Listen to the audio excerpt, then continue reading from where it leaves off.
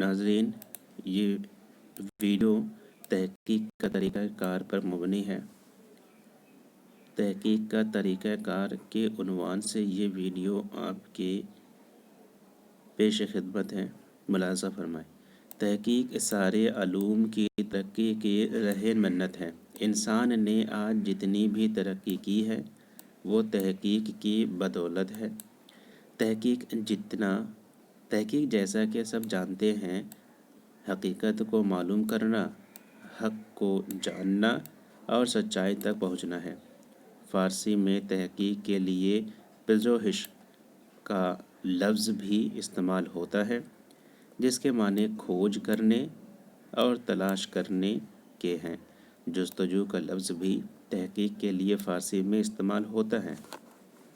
تحقیق کے لیے انگریزی میں ریسرچ کا لفظ استعمال کیا جاتا ہے، جس سے مراد صرف حقائق کا دریافت کرنا نہیں ہے یا حقائق کو جمع کر دینا نہیں ہے، بلکہ تحقیق کا صحیح مفہوم یہ ہے کہ حقائق ازسر نو جائزہ لے کر نئے نتائج تک پہنچنے کی کوشش کی جائے۔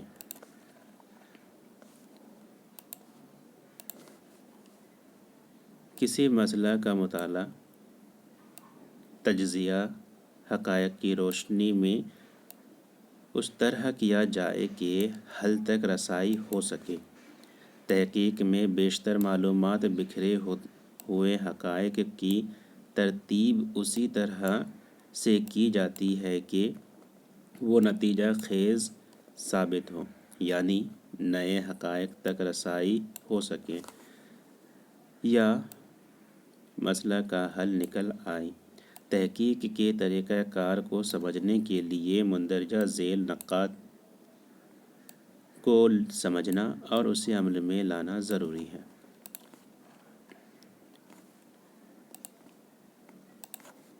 موضوع کا انتخاب۔ تحقیق اور تنقید ایک دوسرے کے لیے لازم و ملزوم ہے۔ یہ الفاظ معنوی اعتبار سے ایک دوسرے کے لیے اتنے ہی قریب ہیں جتنے عملی طور پر ہی۔ تحقیق کے معنی سچائی اور حقیقت تک پہنچنا ہے۔ اس کے لیے جمع شدہ مواد کو پرکھنا ضروری ہے تاکہ اصل رسائی ہو سکے۔ تنقید کے معنی بھی پرکھنا ہے۔ لفظ نقد سے مشتق ہے۔ نقد عام طور پر سکے یا کیش کے لیے بھی استعمال ہوتا ہے۔ ایران میں ٹکسال میں سکوں کو پرکھا جاتا تھا تاکہ اصلی اور نقلی سکوں میں فرق کیا جا سکے۔ اس لیے لفظ نقد پرکھنے کی منزل سے گزرتا ہوا خود سکوں کے لیے استعمال ہونے لگا۔ تحقیق میں ہر قدم پر تنقید سے کام لینا ہوتا ہے۔ جیسے تحقیق کا سب سے پہلا مرحلہ موضوع کے دائرہ کار کا انتخاب ہے، یعنی نظم میں تحقیق کرنا مقصود ہے یا نثر میں۔ نظم و نثر کا انتخاب کرنے کے بعد صنف کو منتخب کرنا ہوتا ہے۔ اس کے بعد اپنے لیے کسی خاص موضوع کا انتخاب ہے۔ موضوع لیتے ہوئے یہ دیکھنا ضروری ہے کہ موضوع کیوں لیا جا رہا ہے، اس پر کام کرنے کی کتنی ضرورت ہے۔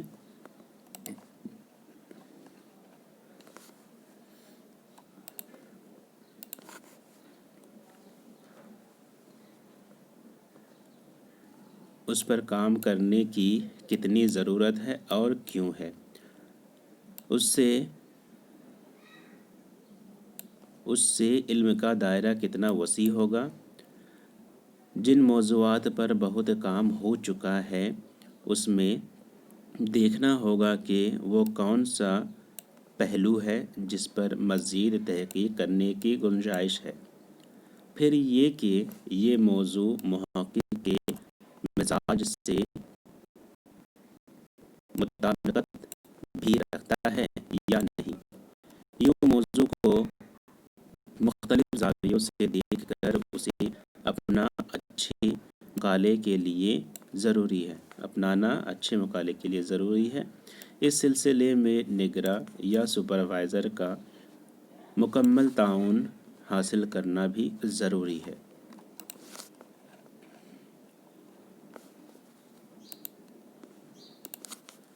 مفروضہ تیار کرنا یعنی ہائپوتھیسس تیار کرنا۔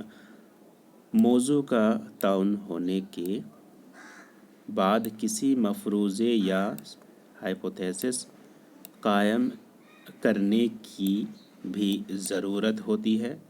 بعض محققین کے نزدیک ادبی تحقیق میں مفروضے کی ضرورت نہیں ہے۔ یہ بات صحیح نہیں ہے۔ ہر تحقیق کے سلسلے میں ہم شعوری یا غیر شعوری طور پر کوئی مفروضہ قائم کر کے ہی تحقیق کی اگلی منزل طے کرتے ہیں۔ کچھ اور نہیں تو یہی مفروضہ پیش نظر ہوتا ہے کہ اردو پر اس موضوع پر کام کرنے کی ضرورت ہے۔ اس مفروضہ کو سامنے رکھ کر جب مطالعہ کیا جاتا ہے تو بعض وقت یہ انکشاف ہوتا ہے کہ یہ اس موضوع پر کام کرنا ضروری ہے۔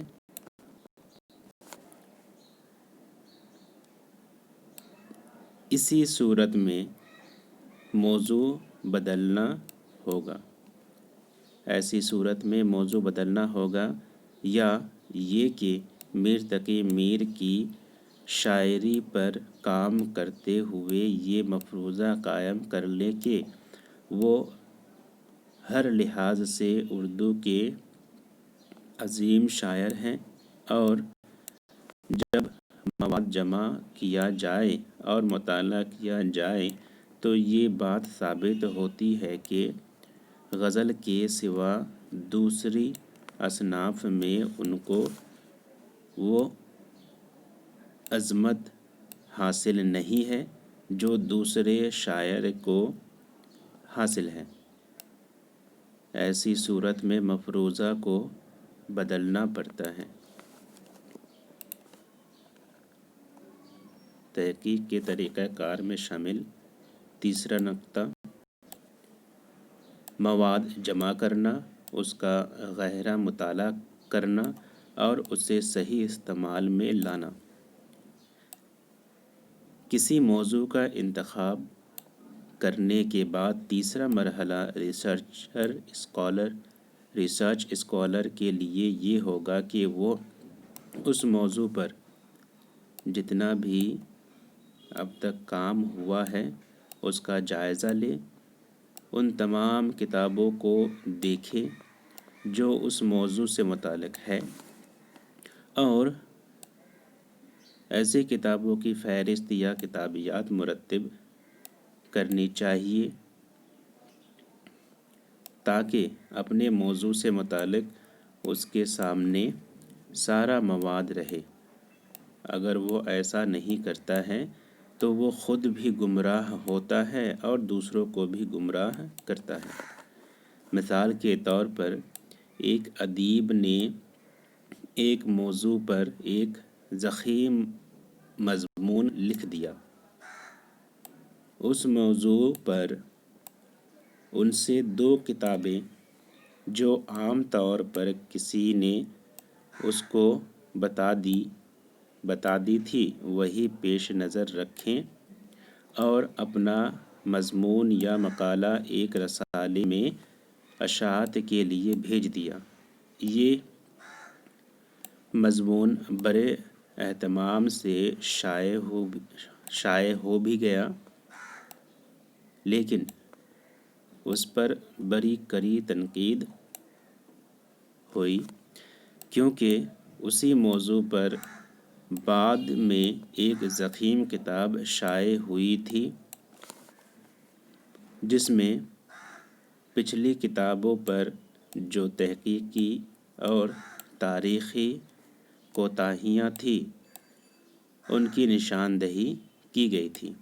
اس مقالے پر تنقید کرنے والے نے ان کتاب کے حوالے سے یہ بات ثابت کی ہے کہ جو غلط فہمیاں عرصے سے چلی آ رہی تھیں ان کو بعد میں شائع ہونے والی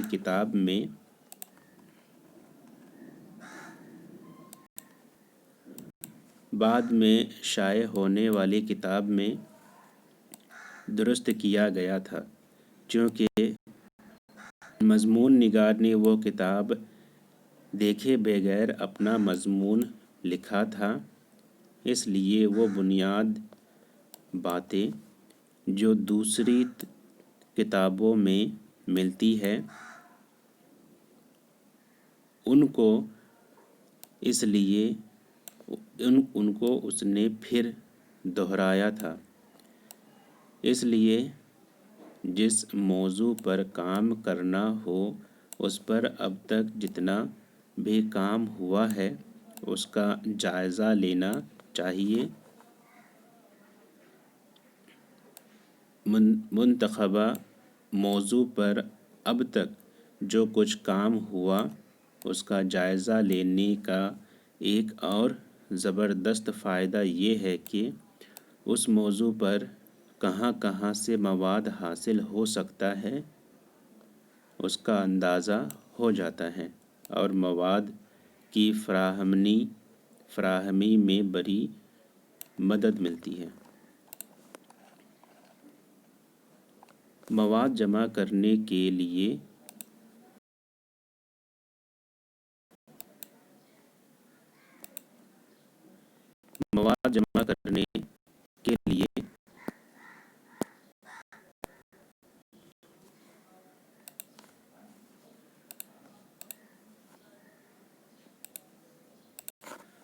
مواد جمع کرنے کے لیے سب سے اہم ذریعہ تو کتابیں ہوتی ہیں جو اس موضوع پر لکھی ہوتی ہیں۔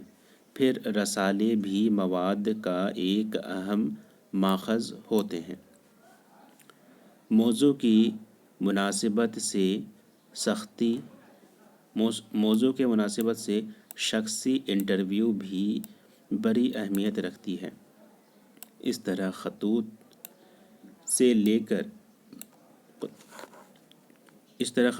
لے کر کتبہ تک جہاں کہیں سے جتنا مواد حاصل ہو تحقیق میں ان سب سے مدد لینی چاہیے۔ صرف موضوع سے متعلق ہی کتابوں کی اہمیت نہیں ہوتی ہے بلکہ اس صنف پر لکھی گئی تمام اہم کتابوں کا مطالعہ اور ان سے مواد حاصل کرنا ضروری ہے۔ مواد جمع کرتے ہوئے مصنف کا نام، کتاب کا نام، سنِ اشاعت اور مقام اشاعت کا لکھ لینا ضروری ہے۔ اس کے ساتھ کتب کا صفحہ نمبر بھی درج کرنا چاہیے۔ اگر رسالے سے کوئی مواد لیا جا رہا ہے یا اس کا حوالہ دیا جا رہا ہے تو اس سلسلے میں مضمون نگار کا نام، مضمون کا عنوان، رسالے کا نام، شمار نمبر اور جلد نمبر، تاریخ اشاعت اور مقام اشاعت دینا ضروری ہے۔ مواد جمع کرنے کے لیے اصلی ماخذ تک رسائی ضروری ہے۔ ثانوی ماخذ پر بھروسہ مقالے کو غیر معتبر بنا دیتا ہے، جیسا کہ اوپر بتایا جا چکا ہے کہ مضمون نگار نے صرف یہ کہ اس موضوع پر جتنا کام ہوا ہے اس کا مطالعہ نہیں کیا تھا، بلکہ ثانوی ماخذ پر بھروسہ کر کے کسی کتاب کو مثال کے طور پر ناول کہہ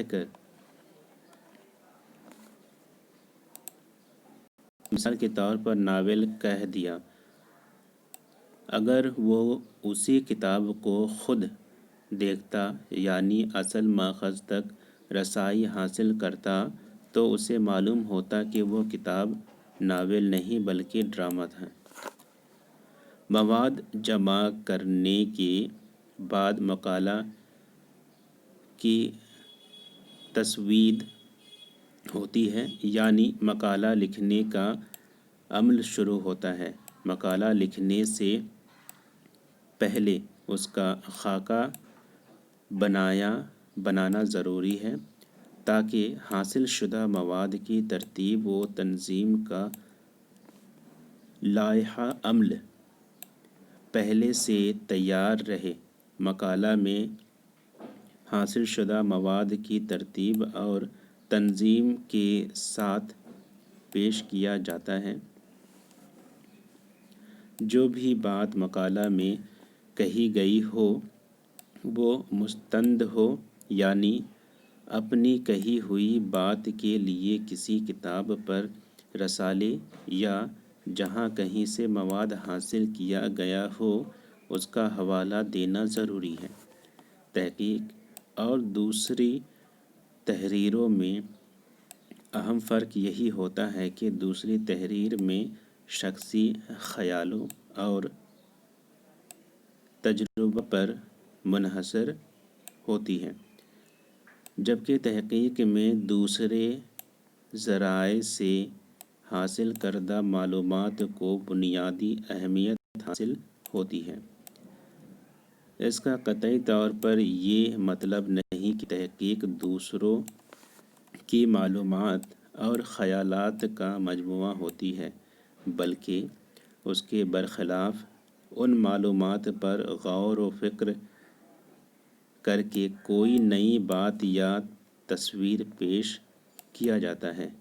بعض وقت مروجہ خیالات یا معلومات کو نفی کرنے کے لیے بھی پہلے ان کو پیش کیا جاتا ہے۔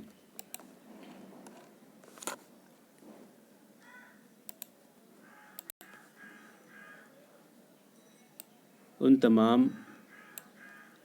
تمام باتوں کے لیے حوالہ دینا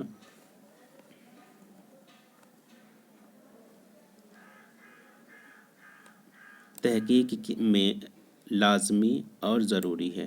مقالہ کی زبان اور انداز بیان سادہ ہو لیکن سپاٹ اور بے تکلف نہ ہو۔ بیان میں طوالت ہو نہ غیر متعلق یا غیر ضروری باتیں ہوں۔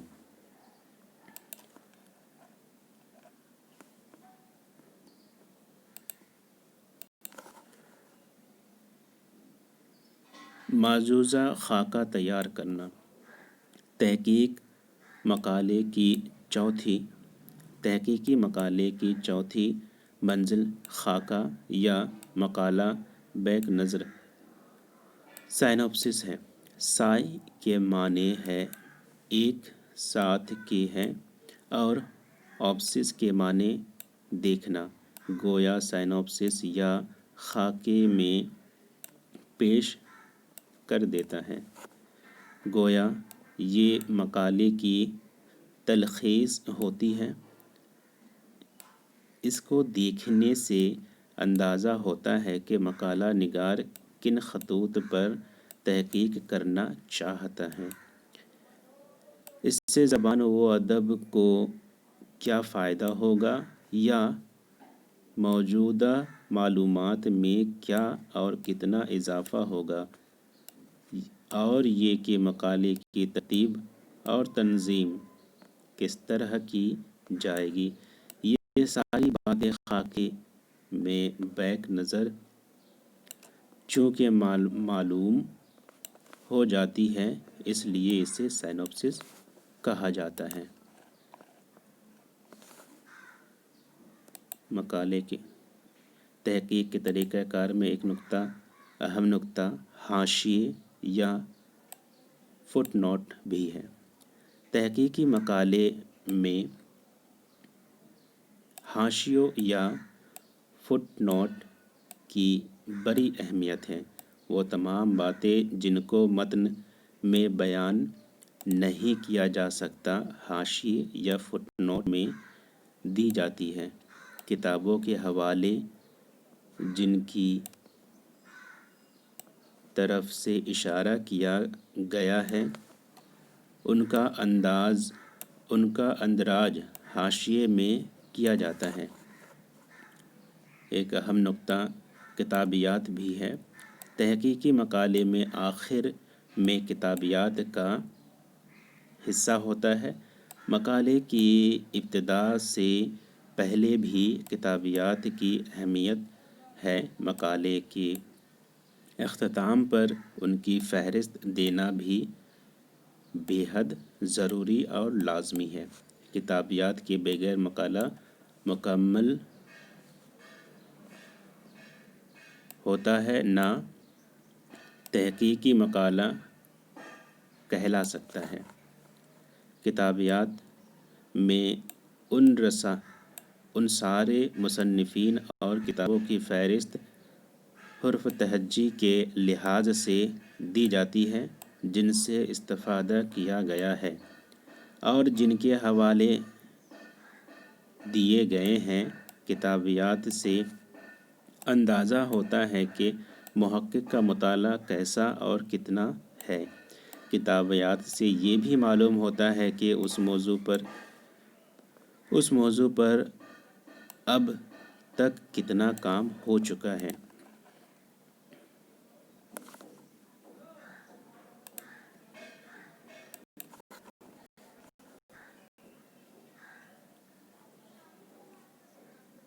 کتابیات سے یہ بھی معلوم ہوتا ہے کہ اس موضوع پر اب تک کتنا کام ہو چکا ہے اور یہ کہ مقالہ نگار نے اس موضوع پر کتنا اور کیسا کام کیا ہے، کون سی نئی معلومات فراہم کی ہے اور ان میں کیا اضافہ کیا ہے۔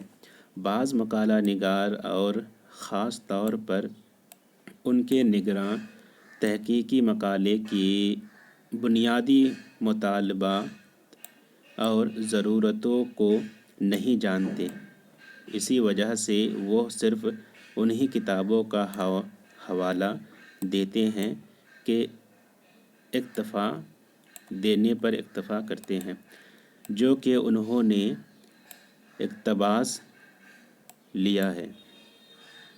حالانکہ اس موضوع پر جو بھی کام ہوا ہے ان کا حوالہ کتابیات میں دینا ضروری ہے تاکہ یہ معلوم ہو سکے کہ اس موضوع پر کون سے نئے گوشے دریافت کیے گئے ہیں یا نئی معلومات فراہم کی گئی ہے۔